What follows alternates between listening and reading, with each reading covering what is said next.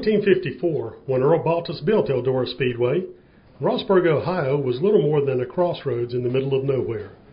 That's still true 60 years later, but now Rossburg proudly calls itself home to one of the most revered dirt tracks in the country. Eldora is home to 4 major events each year for late model and sprint car racing, and since NASCAR champion Tony Stewart bought the track in 2004, each June brings about a 5th major race, the Prelude to the Dream, a charity race that puts sprint car stars behind the wheel of dirt cars. The race has grown so popular so quickly that it draws standing room only crowds of more than 23,000 fans on a Wednesday night on a track that's still in the middle of nowhere, all to see NASCAR drivers strutting their stuff on dirt. They're out of their element completely, you know, they're not used to this. You know, yeah, there's some of them that have some dirt experience, but the majority of them, this is a once-a-year deal, you know. I'll be honest, I don't know what exactly it is that makes them like it. I mean, I know what it was as a driver to me. I mean, there's just no place in the country like it. I mean, it's like the Bristol of dirt track racing.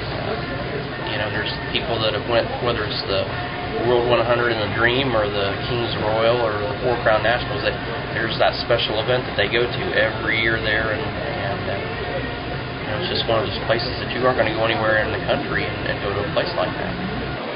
I mean, it's kind of like the Field of Dreams movie. I mean, we've left a lot of nights after races and flying to go back to a cup race, and you leave and it looks just like the end of Field of Dreams, the end of the movie with all the car lights and tail lights and stuff. But you know, we weren't the key to that. It was Earl Baltus and Bernice that were the key to making the World 100 what it was or what it is, and the Kings Royal and you know, the 4 Crown Nationals, and making all those events as big as they are. I can't take the credit for that.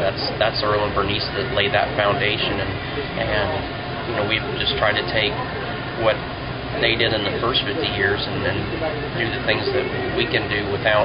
We've tried to create a delicate balance of trying to make improvements without totally changing the place so much that it upsets everybody and upsets the feel of the place.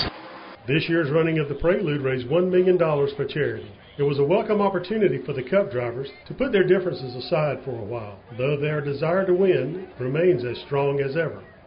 Some of these guys here are as serious as if it was the Daytona 500. The truth is, they're my mortal enemies on Sunday. I mean, you know, it's a zero-sum game. Their loss is my gain. I mean, I can't, like, get a shopping cart down the hall, you know, the aisle at Walmart without clicking into a little bit of, you know, I can't let this guy beat me.